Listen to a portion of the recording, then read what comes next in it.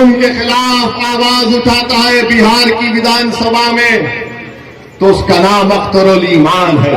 अख्तरुल ईमान अकेला है, मगर मुझे यकीन है कि पोछा दामन में एक ही शेर काफी इनकी दौड़ में।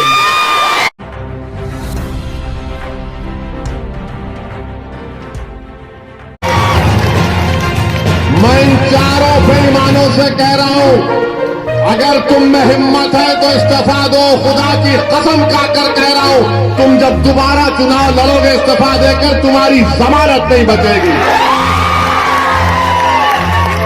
है तुम में हिम्मत तो बोलो, नीतीश को आ जाओ, तेजस्वी को आओ, तुम्हारे लिए कैंपेन करो। ओवैसी अकेला खड़ेगा,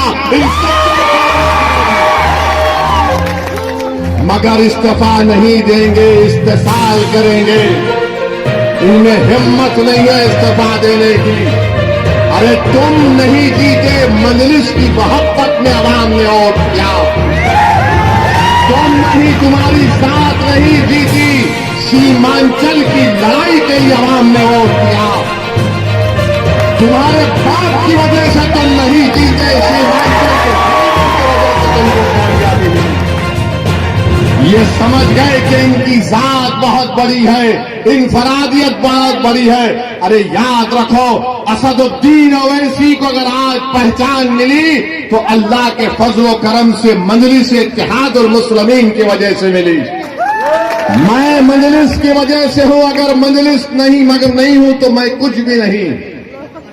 तो इन लोगों ने समझ लिया कि हम बहुत बड़े हो गए। अरे तुम कभी बड़े नहीं हो सकते। तुमने कौम से गद्दारी की, सीमांचल से गद्दारी की, गरीबों से गद्दारी की। तुम छोटे थे और हमेशा छोटे रहोगे इंशाअल्लाह। मेरे अजीज दोस्तों और बुजुर्गों, ये चार के चार जब निकलकर लालू के घर पर गए तो किसी ने मुझे तस्वीर भिजाई थी कि ये चार के पैर में चप्पल नहीं है, नंगे पैर बैठे हैं। चार के पैरों में चप्पल नहीं है, नंगे पैर बैठे, और लालू उसकी औलाद के पैर में चप्पल है। ये तुम्हारी इज्जत है। अरे हम तो तुमको अपने कंधे पर बिठाया था। सीमांचल की जनता ने, सीमांचल की जनता ने तुमको अपनी आंखों का नूर बनाया था, अपनी पहचान बनाया था, मगर तुमको इज्जत रास नहीं आई। तुम चले गए, उसके पैरों में चले गए, तुम लालू के परिवार के। यहां पर महागठबंधन ने सीमांचल में जनसभा की तो इसी कोचा दामन के मौसूफ ने आखिरी सफ पे उनको बिठा दिए और फोटो डाल रहे कि मैं बैठा हूं। अरे बेशर्मो, कभी तो अपनी इज्जत का तो ख्याल कर लेते। तुमको अल्लाह इज्जत दे रहा था, तुमको इज्जत रास नहीं आई। मगर मेरे अजीज दोस्तों और बुजुर्गों, सीमांचल किसने कहना शुरू किया? क्या राजद ने कहा सीमांचल? क्या लालू ने कहा सीमांचल? क्या नीतीश ने कहा सीमांचल? क्या मोदी ने कहा सीमांचल? सीमांचल अगर किसी ने कहा तो मजलिस इत्तेहादुल मुस्लिमीन ने कहा। आज हम सीमांचल कह रहे हैं तो सबको मजबूरी की हालत में बोलना पड़ रहा है सीमांचल, सीमांचल, सीमांचल। मैं आपसे वादा पहले भी किया था और आज भी कर रहा हूं, अगर सारी दुनिया मेरे खिलाफ हो जाए तब भी अकेला असदुद्दीन ओवैसी खड़े होकर सीमांचल की लड़ाई लड़ेगा। मैं दुनिया के खिलाफ जाने को तैयार हूं।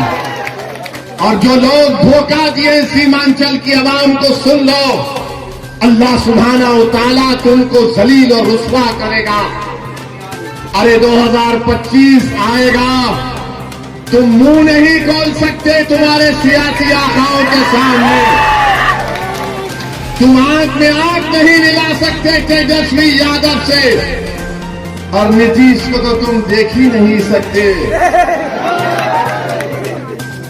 आज बताइए इनकी क्या अहमियत है? ये मीर जाफर और मीर सादिक की तारीख को उन्होंने दोहराया है।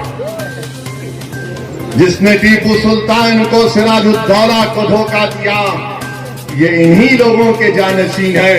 मैं इनको मुबारकबाद देता हूं कि तुमने मीर जाफर और मीर सादिक की उस गद्दारी को तुमने जनता के सामने याद दिला दिया।